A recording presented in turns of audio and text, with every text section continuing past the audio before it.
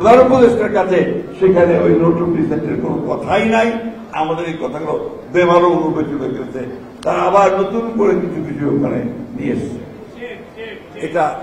এটা অন্যায়। সবার আগে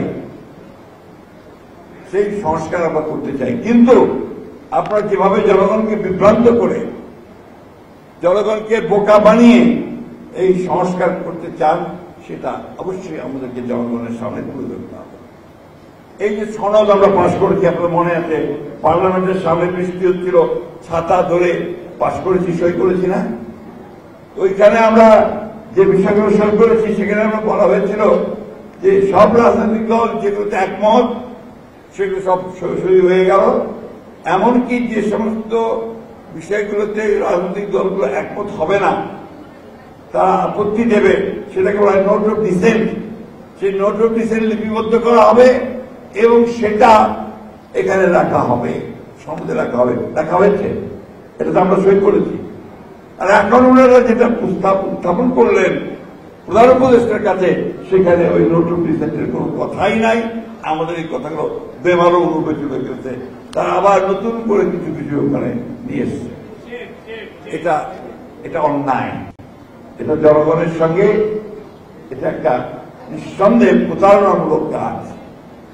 তারপরে কিন্তু দেখেন, একটা দায়িত্বশীল রাজনৈতিক দল হিসেবে আমরা যে প্রেস কনফারেন্স করে বলেছি, আমরা রাস্তায় যাইনি, আমরা রাস্তায় দাঁড়িয়ে কোনো প্রতিবাদ করিনি, আমরা প্রধান উপদেষ্টার বাড়ির উপরে ঘেরাও করিনি, বা আপনার নির্বাচন কমিশনে ঘেরাও করিনি। একটি রাজনৈতিক দল তারা একটা জোট বানিয়ে আবার সেটা করছে। তারা বিভিন্নভাবে আপনার এই সরকারকে তারা বাধ্য করতে চায় যে তাদের কথাটাই শুনতে হবে।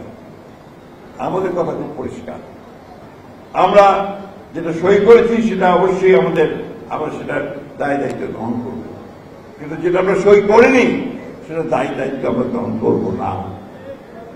আমরা চাই যে এই বিষয়গুলো একটু আলোচনার মাধ্যমে সমাধান করা হোক।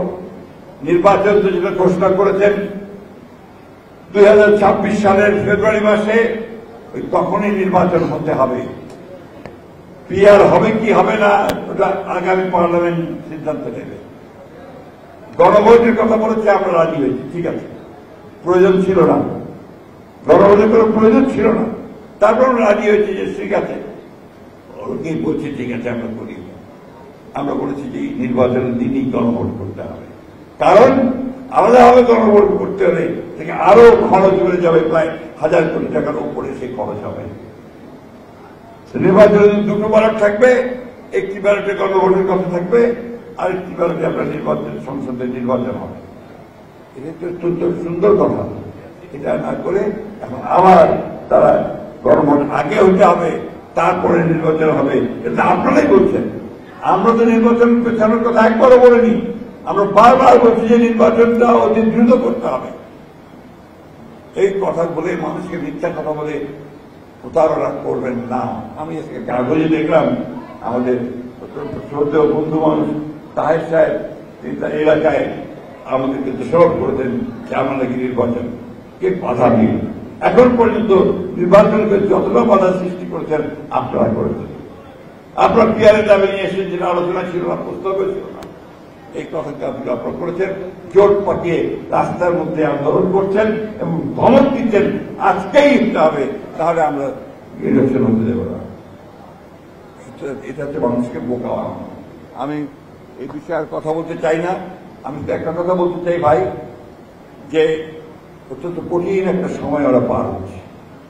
এই সময়টা আমাদের জন্য একটা পরীক্ষা, যেখানে কতটা ধৈর্য ধরে আমরা এই সময়টা পার করতে পারি, নির্বাচনটা করতে পারি।